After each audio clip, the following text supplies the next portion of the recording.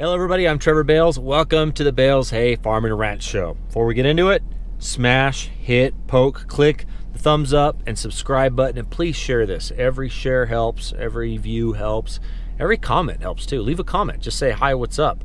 You got a big nose, or that's a lot of gray hair, whatever. It's hard to hurt my feelings. Anyways, sponsors, Forney and Fluidall, great stuff there. Your shop, your farm, your business, your garage. Like if you feel like you want it, that's cool too. Whatever, it's good stuff.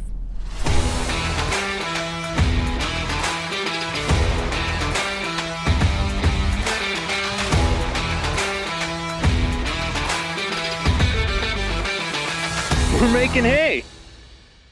Holy smokes, big news. Oh my gosh. Nicole had the baby. What day was that? The 5th? What is today? The 7th. So at 11:53, that baby popped out on the 5th. So almost PM, almost born on the 6th. The story, here's where it gets crazy though. They're chopping right now. I was hoping to film some choppers running, but also we'll do whatever. But anyways, at home birth, right? We're planning on that. That's cool. Like we're fine with that. I'm fine with that. The midwives have come by. They know where to go. Everything's looking good. Like we're all pumped up, whatever. So tonight happens. 10 o'clock, I'm sleeping. She starts having contractions, whatever. The other kids, they last several hours, so she's not in a huge rush. She comes in at 11 o'clock, wakes me up. These contractions are heavy. This baby's coming like all of a sudden right now. I call the ladies. They're like over an hour away. Oh, that's marvelous, right? All right, cool. So they're coming. Oh, my job is to air up the swimming pool, right? So there's this little pool. She wants to give birth in water, warm water, whatever. That's cool. Fine. That's my job. So I start airing this thing up, and she's like, holy smokes, these contractions are insane. He's coming now. I'm like, well, the pool's got air in it, but we got to get hot water to it, and the little adapter doesn't fit the shower. It's like, well, it doesn't matter. It's coming.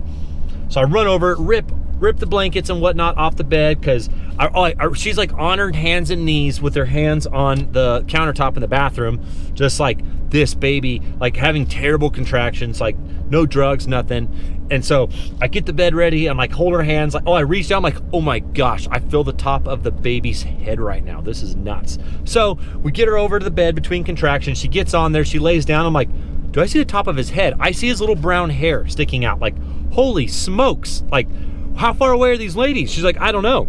They were an hour away when I called them, and that was only like 15, 20 minutes ago. I'm like, oh my gosh. So I get them on the phone. They're like, we're 20 minutes away still. What do you see? I'm like, well, no, I call them the first time. They don't answer. I'm like, oh my gosh, like this baby's coming. They're not answering. What do I do? So like she's pushing, she's yelling. I'm like, I'm just like, do I touch it? Like, what do I do? I see its head. Like, I don't know what to do. So she's, so she's pushing and yelling and screaming, and I'm just like playing, like, I don't know what to do. I feel really dumb. I didn't even watch a single YouTube on like, hey, what happens if the baby comes early? Nope, just gonna wing the whole thing like I do a lot of stuff. Man, my wife gets frustrated with me because I wing everything. Honeymoons, vacations, everything. Just wing it, right? That's the way I go. It's like probably most men, right? Finally get them on the phone. They're like, what do you see? I'm like, I see, like she just pushed really hard and the head just popped out. Like, will you describe it? What do you see?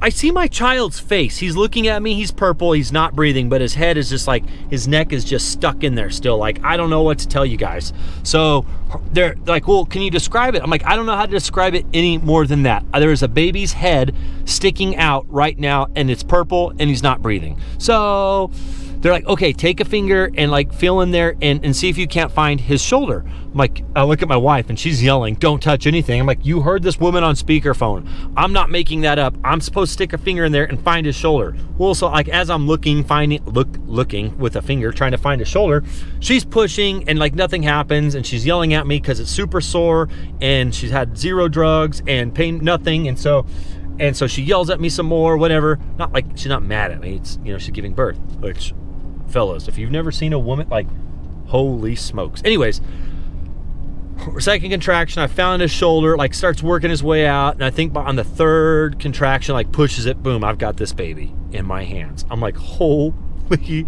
smokes, I just delivered a freaking baby, right? Like, Like with no training, no nothing, just wung the whole thing, figured it out. Like, and of course, while I'm doing it, I'm like, all right, well, men have been doing this for a millennia, right? Like,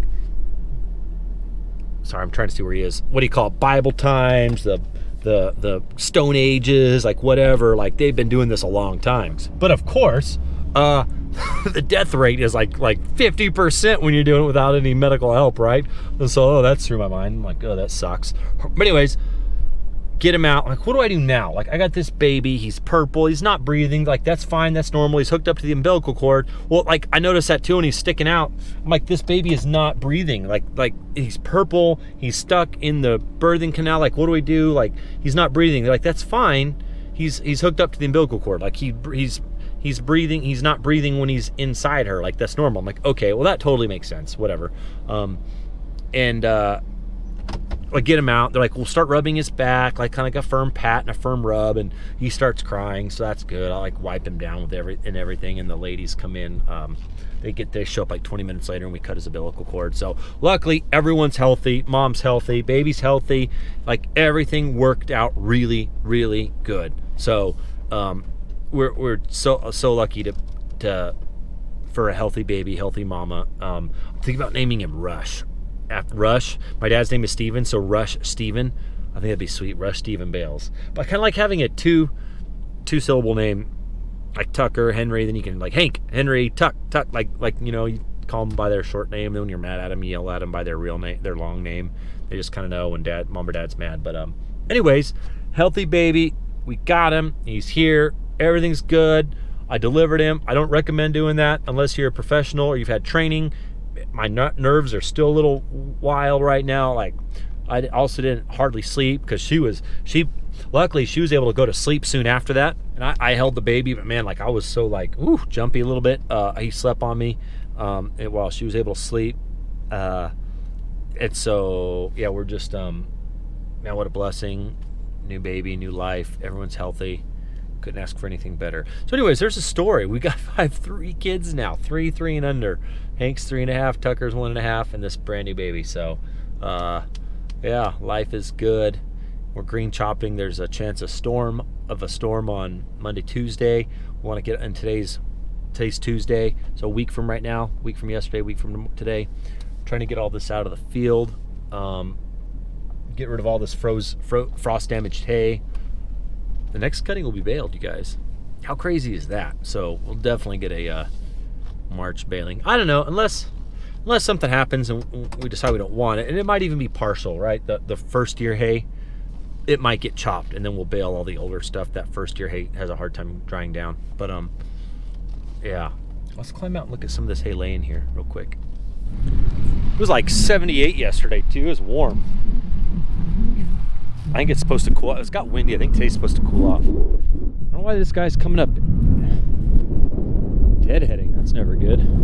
So this stuff all got some frost damage, as you can see. The color.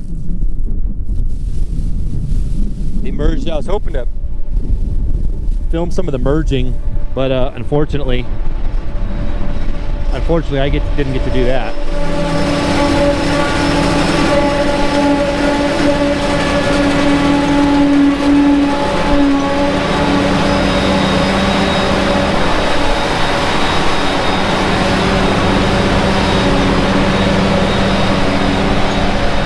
I'll jump in with one of these drivers. We've had good, nice warm weather, so that's good. There's Cade. Do you guys remember Cade? He moved back from Texas. Turn my pickup off. Grab my phone. He moved back from Texas. He's been doing a little side work for me. He's doing mechanic work now.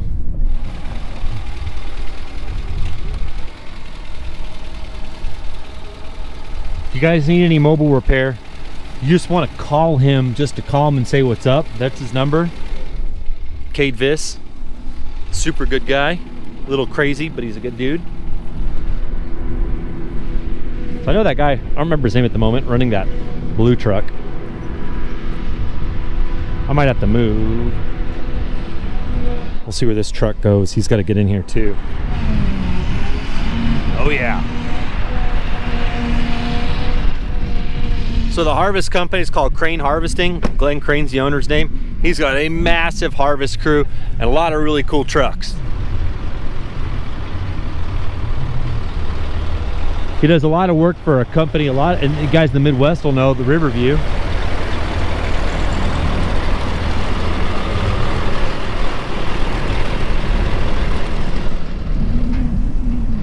Versa box.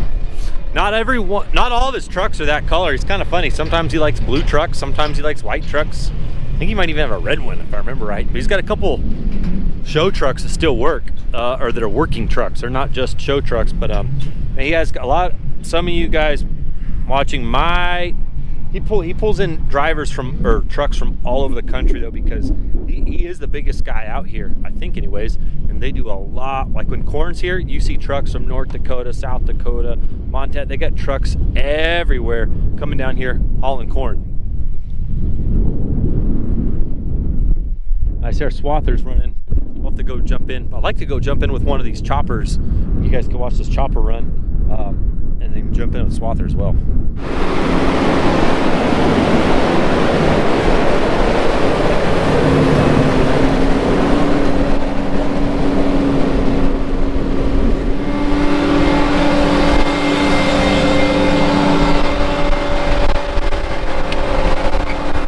Hey, how are you? Good, how are you? All right, we're in a chopper, you guys. Look at this thing. What year is this machine? 22, 21. 21, 20, 22? No, 22. 22, Yeah. It's nice, huh? Yeah. Muy fuerte? Oh, yeah. Muy fuerte, good, a lot of power.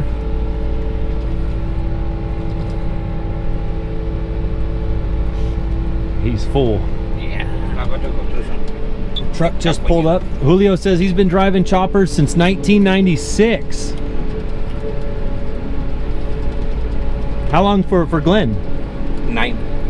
9 years? Yeah. So he's been with these guys 9 years. That's awesome. He just told me Glenn, the owner, is actually another chopper. We'll see if we can't jump in with him and he can tell us all about these machines.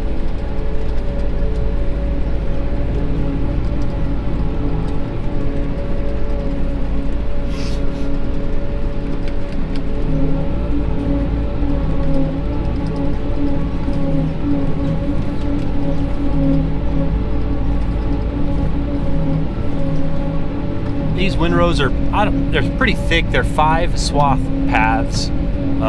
He ran his merger yesterday, put into one.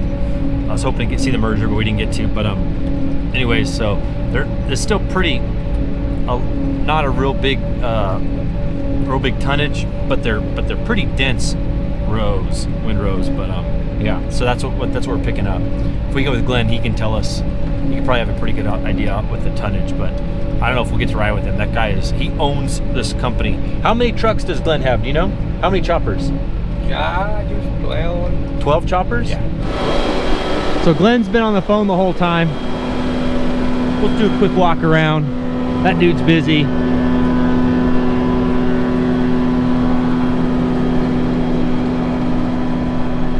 He's got 15 choppers now. 12 pack tractors. When they go down and do he's got 25,000 acres of wheatlage to do, so we'll go down there in May when they do the wheatlage, and he's gonna have everything in the field at one time. There'll be some drone dreams right there. Let's look up here. Doesn't look like it. Well, yeah, it's got the same frost damage. Whew. Soft. They're bagging it right now, he said too. I was hoping to see the pack tractors, but it's going into a bagger. Maybe we'll go up there and look at the bagger if we have time. I haven't been in the office since the baby, so I need to run to the office real quick, check that out, but the wind died down. We might throw this drone up. We're waiting on trucks. When that drone gets here, or when these trucks get here, I'll throw a drone up. Beautiful day.